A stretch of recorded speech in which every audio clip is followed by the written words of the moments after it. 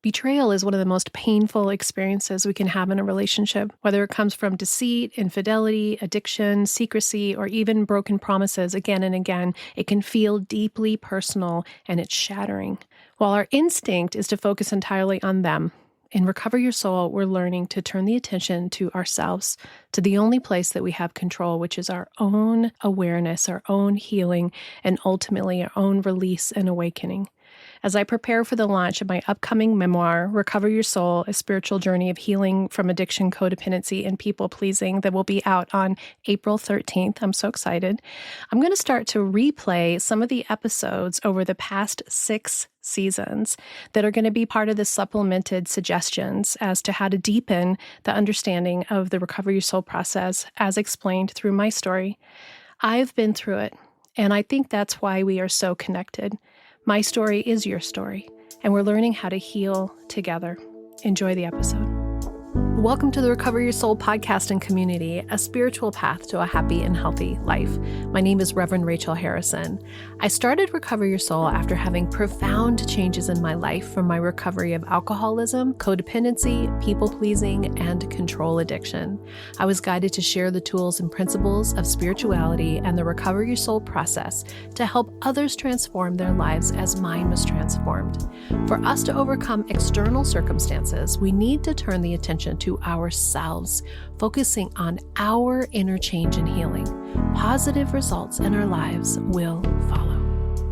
Welcome to Recover Your Soul. I'm Reverend Rachel Harrison, and I thank you for taking your time to listen to this podcast today.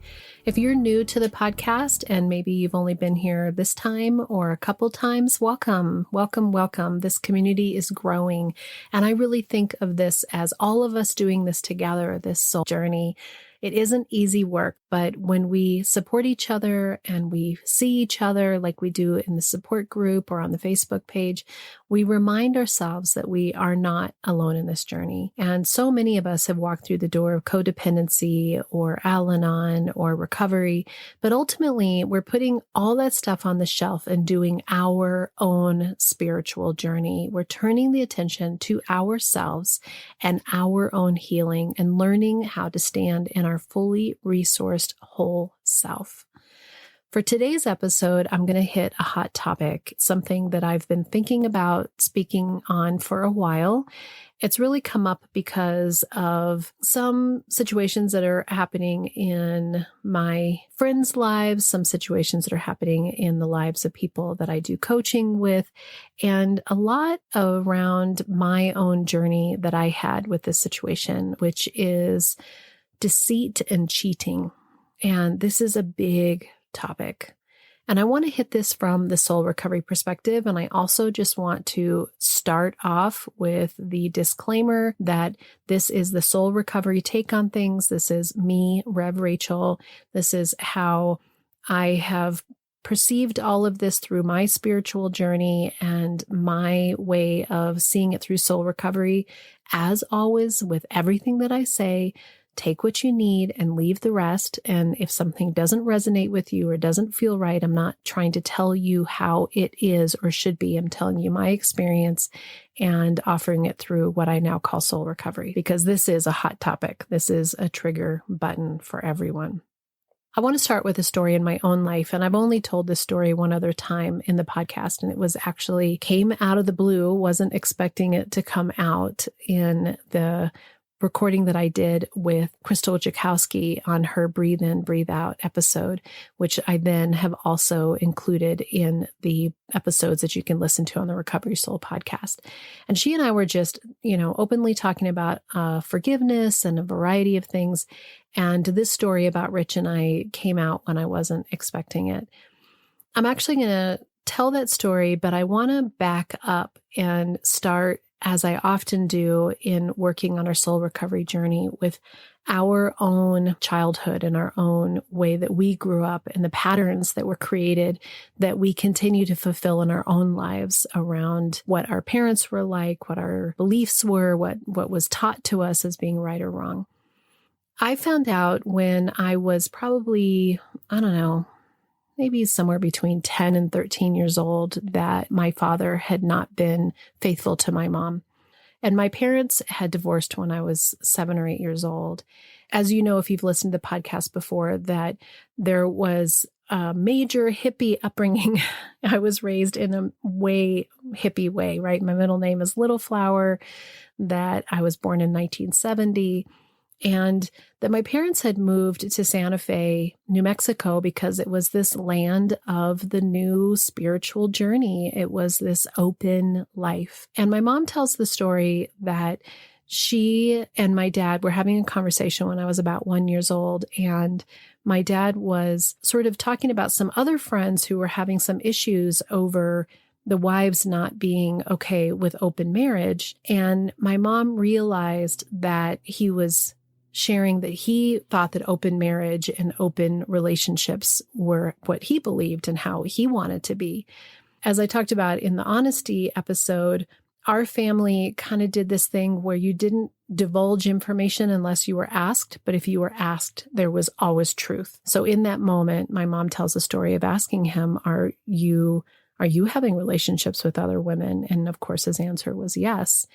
So for them, it was this dance that they played in their marriage and their relationship around what did each of them want, and to have clarity around what was an open marriage, what was this new love, everybody loves each other thing.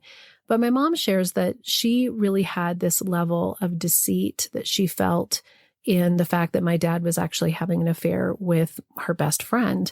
And for them, they didn't see it as deceit. They really felt that it was this hippie, we all love each other, we're all connected way.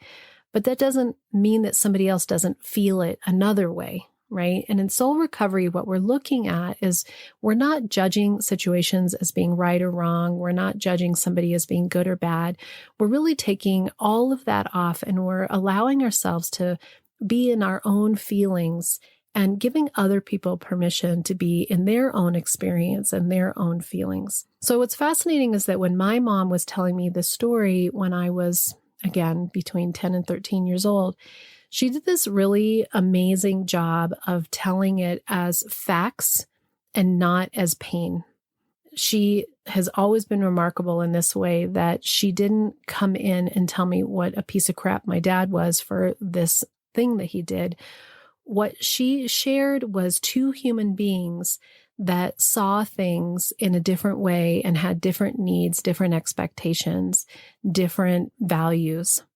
But she also shared her pain. She shared in a way that I could feel without making my dad be the bad guy, that it had been hard for her, that she had had this image of what their marriage was going to be like, what it was going to be like in her life. And in that moment, it was shattered, right? That's deception. That's that moment when your value that you think it's going to be like is immediately changed because somebody else's actions, somebody else's being human, right?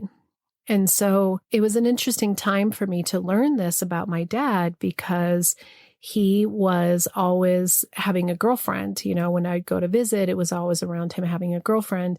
And nowadays, you'd probably call that love addiction. So I can see now that my dad probably had that. Now, has he said that of himself? Absolutely not. And it's not actually mine to give him that label. But for me, it was helpful to understand him better from this human perspective, because my mom had given this ability for me to look at it in this way and to not have judgment or to be upset. But at 13 years old, you're in a very vulnerable part of your psyche and how your psyche is developing, especially around sexuality and around what it means to be in relationship. Now, my parents didn't end up divorcing because of that. They worked through things. They tried the open marriage. They tried a monogamous marriage. And in the end, they decided that their values, their things that they wanted in their life were just too far apart from each other. And that for them to love each other enough to truly accept the other for completely who they are meant that it wasn't going to be married. And as I've said in many podcasts before, to this day, they are still fabulous friends. They get along beautifully. They've traveled together. We spend holidays together. We go visit them. He visits us. It's been a beautiful relationship. And the truth is that they really did have a chance to go be their full expression of self, not in union. So that was my marker of what divorce could look like. That was my marker of allowing somebody to be themselves and to not be together, that it was okay to not be together. But I also came away from that vulnerable experience, and I have talked to my dad about it over the years, probably not a ton, but enough that he's shared his own perspective, which really was this very idyllic hippie part of him that felt like that was an experience that he wanted to have. And it was important to him, and relationships and girlfriends have always been very important to him. So when I went into my adolescence and into being in relationship, it was clear to me from that experience that monogamy was very important to me, that I didn't want to be in a relationship where somebody wasn't going to be loyal. But I also had this weird, unusual undertone that understood that the decisions that my dad had made had nothing to do with my mom, that his experience, his values, his needs weren't in direct reflection to the lack of my mom being able to provide something for him, that it was very separate. And from that perspective, I feel very lucky because I could step into these relationships where being monogamous and devoted to each other was important to me, but I didn't have unrealistic expectations. And for whatever reason, I'm also very grateful that I generally haven't been a very jealous person. And I think that jealousy is very normal and very typical. It really comes from a place, again, in soul recovery, we're looking a lot at control. It comes from this place of wanting sure results, wanting to know for certain that something is going to be a certain way. And I think in a way, because I knew this about my parents and had this way of understanding it from such a unusual perspective, to be honest, I never was jealous because I knew that I couldn't control the other person, that there was actually no point in being jealous because they're going to go do whatever they're going to go do. It isn't about me being any certain way. Now, you can show up in your relationship in the best way that you can, but I learned somehow that it wasn't about trying to control that situation. So fast forward to meeting Rich. And when Rich and I first met, he had shared that he had not been faithful to his girlfriend, longtime girlfriend, that he had dated for 7 years, which, as you know, meeting him at 25, that relationship had been a very long-term relationship at that age. I knew that in his experience, that there was not a high likelihood that he would be able to break that habit, which is a very strange thing to say, but I could see it that way because I had had this understanding of the humanness of people in my parents' relationship. So as we were together, we had committed to a monogamous relationship, and that was really important.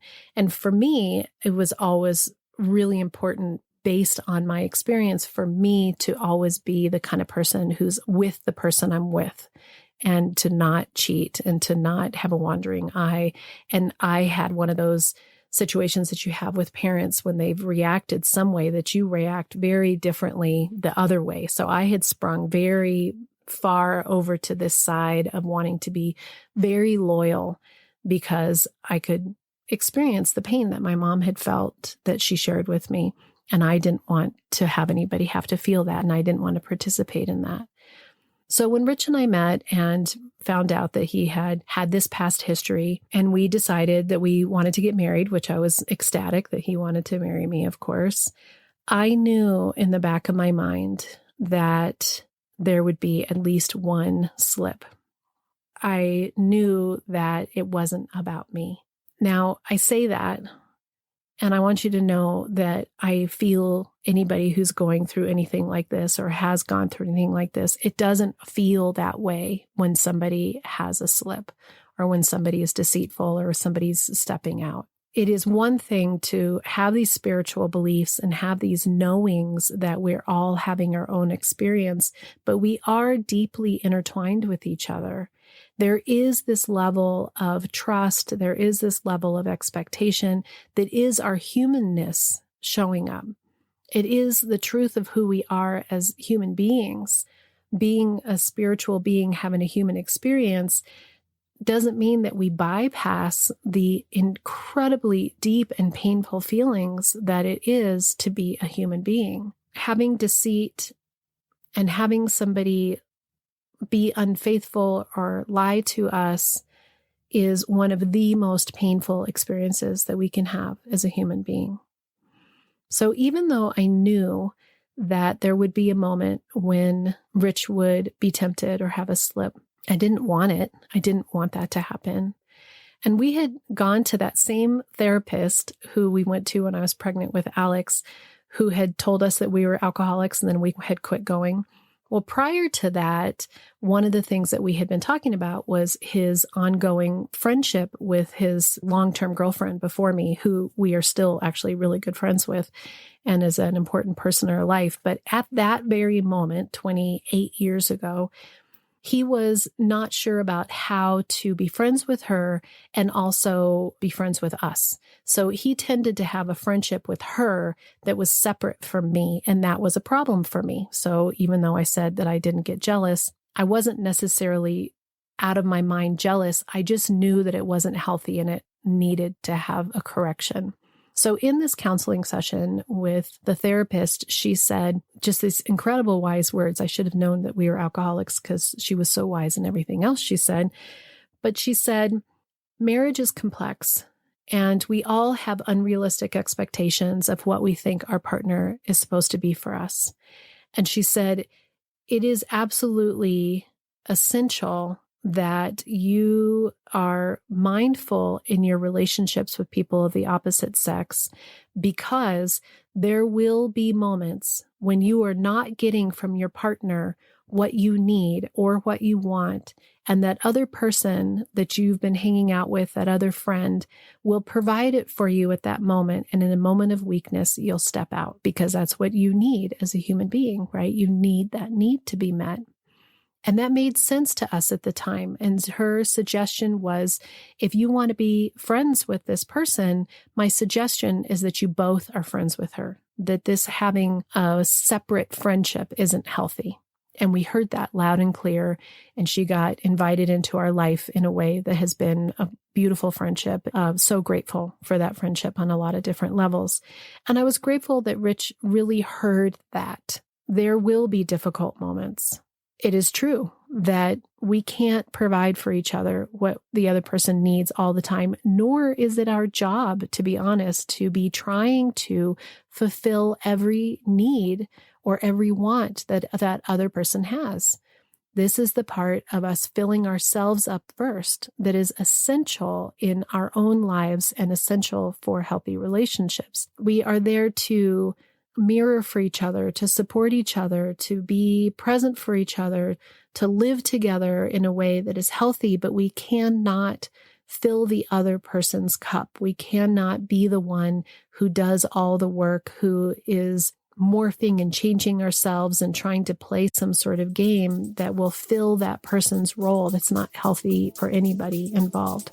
What ended up happening with Rich and I is he was in a place in his life where we had had kids when I decided I wanted kids. He hadn't decided he wanted kids. He had thought that we were going to wait a couple years, but I had wanted to kids at that point. So that's when we started.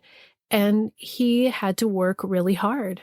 And it meant that he moved into man of the house at a much more rapid rate than I think he wanted to or was prepared for. And he was working just bone to the grindstone, just working so hard just to try to get our bills paid and everything happening. And we had 2 kids by now. And he had built the cabin up in the mountains for my mom, which was a movement more into his alcoholism and was really difficult for me. So there's other episodes that go into that whole part of our life in terms of how we interacted with each other. But that drew us apart a little bit because I had resentments around that. And I was busy with the kids, and he was feeling overworked. He was feeling like a lot of his needs were not met. His intimate needs were not being met. He wasn't being seen by me in the way that he wanted to or needed to because I was consumed with mothering. And he went on a business trip to go do some work for a friend, met somebody in a bar who gave him all that attention that he wasn't getting from me, all that stuff that he needed. And again, this isn't about me not giving it to him. It's about his own relationship with himself and where he was at that time. And he had a one-night affair with this woman. Now, I know for many people, we're not talking about one time. We're talking about a lot of situations or a lot of time or a long relationship. And again, I don't want to make light of how incredibly complicated and difficult this is. But when Rich finally came to me and shared with me what happened, two parts of me danced with each other. One was absolute rage, of course. One was feeling that deceit. One was the world crashing around what you think that you have. And that is true feelings. That is important to allow yourself to feel those feelings. The other one was similar to when he shared with me that he was still drinking, which is that I could see a human being who is struggling and suffering with themselves. Ultimately, we are always on this journey of trying to find our wholeness. We look to others to fill us up. We look to others to give us our self-esteem. We look to others to provide for us some sort of value in ourselves. And that comes in all kinds of shape and form and relationship and addiction. And ultimately, this is just another form of that. So we had the couple days of yelling and discomfort and not knowing how to handle it. And ultimately, what ended up happening in my situation was I very quickly moved into the awareness that I could drink the poison, that I could drink the poison that says, I'm going to poison you with my anger. I'm going to poison you with, I'm going to let you know what you did to me. I'm going to let you know how much you hurt me. I'm going to make sure you understand. And the truth is, it does hurt that other person, but it hurts us more. The resentment and the anger hurts us more. What ended up happening for Rich was he had been in this moment in his life where he wasn't sure that he wanted us. He felt overwhelmed. He felt overwhelmed with being a dad. He felt overwhelmed with being a provider. He felt overwhelmed with all the work that he had. He was in a little bit of his own life crisis. And the concept that he could lose his family over a carnal desire rocked him. It made him realize that this was the life that he wanted, that he did want these kids, that he did want this wife, and he did want this life. So in some strange, complex way, it was actually a blessing to wake him up and make him realize what he wanted. Now, it's not my job to have him want me. It's not my job to try to convince him that this life is the life that he should want. It's important that he chooses that on his own, that the awakening that he had was, indeed, this is his family that he wants. And it allowed us, as I talked about in the podcast with Crystal, to start having very clear conversations around what is acceptable, what kind of communication, what kind of talking, what kind of whatever is appropriate or okay. And in the end, it made us stronger. And for me, I was grateful that I could see him as a human being instead of seeing him as some ideal that I had set up of what he is supposed to act like, supposed to be like.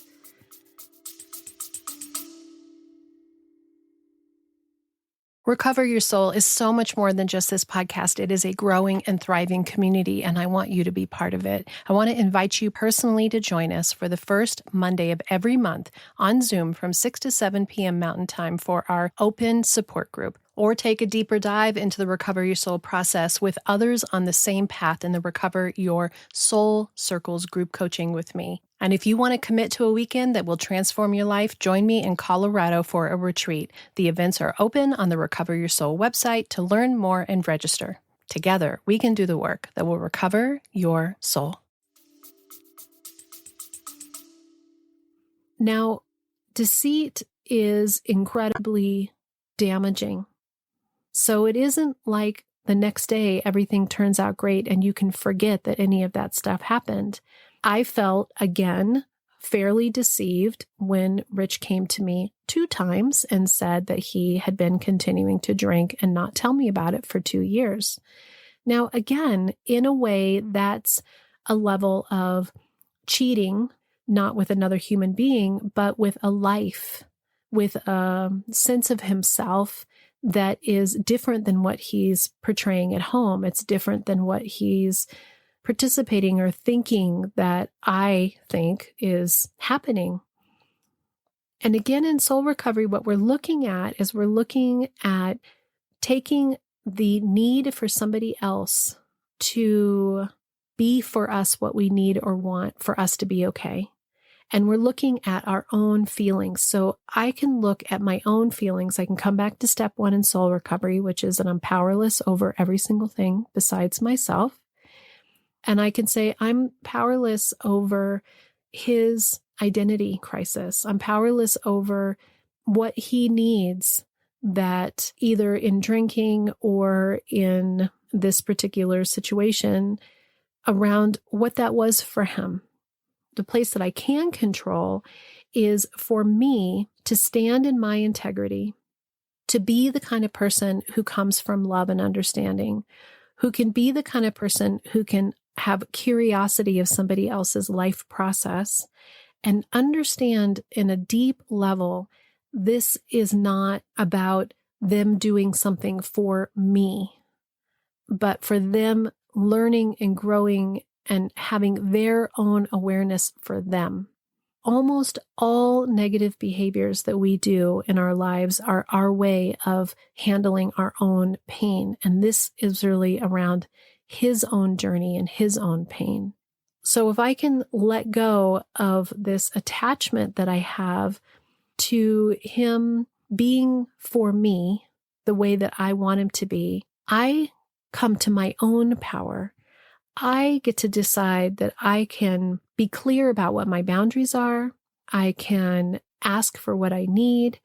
I can attend to those younger parts of myself that are the ones that are being affected, that are feeling hurt. And then I can decide from my spiritually grounded, centered place whether this is something that I can let go, that I can move past with the idea of forgiveness on the soul recovery perspective, where you literally let the energy dissipate, you accept it, you don't have to condone the behavior, but you decide thoroughly that you're not going to continue to punish them for it. You're going to truly and deeply let it go. That's true forgiveness. Or you say, this isn't something that I feel I can move past.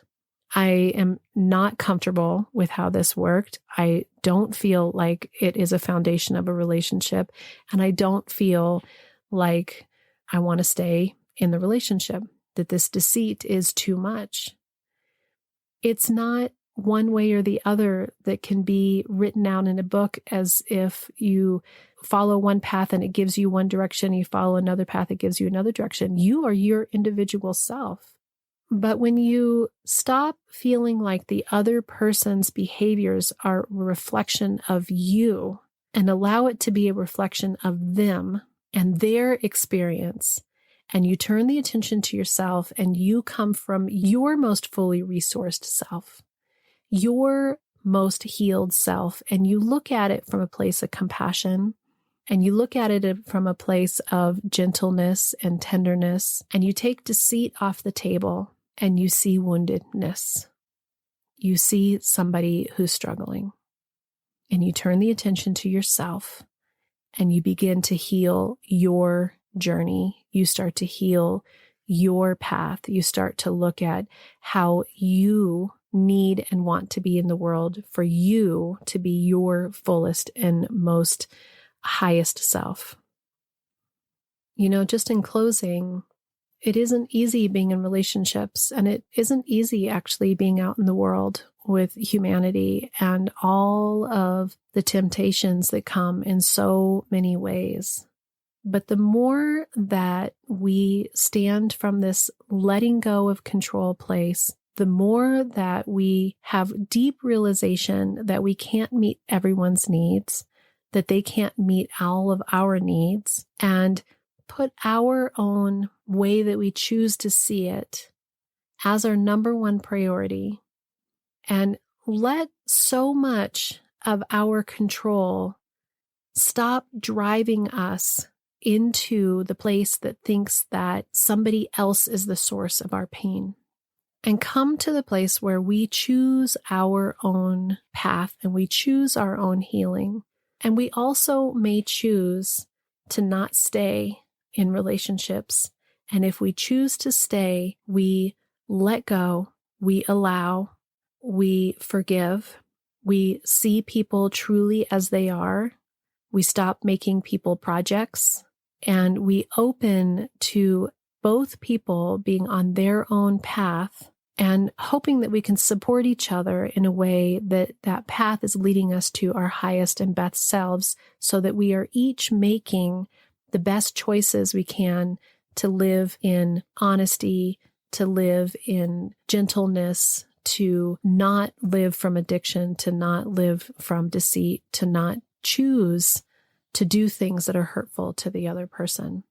But again, it's not easy, and there isn't a one size fits all. And each person is entitled to go through their own process and experience their own feelings and attend to their own needs and be gentle with themselves and hopefully be forgiving and gentle with others. Again, I don't have all the answers for this. And as I finish up, my heart just goes out to so many of the people that I know that are out there dealing with these kinds of things. And there's so much addiction out there around sex and porn and relationships. It's just complicated, and it isn't easy, and it isn't straightforward. But we're remembering that it is their experience of trying to cover up or do something for their own pain.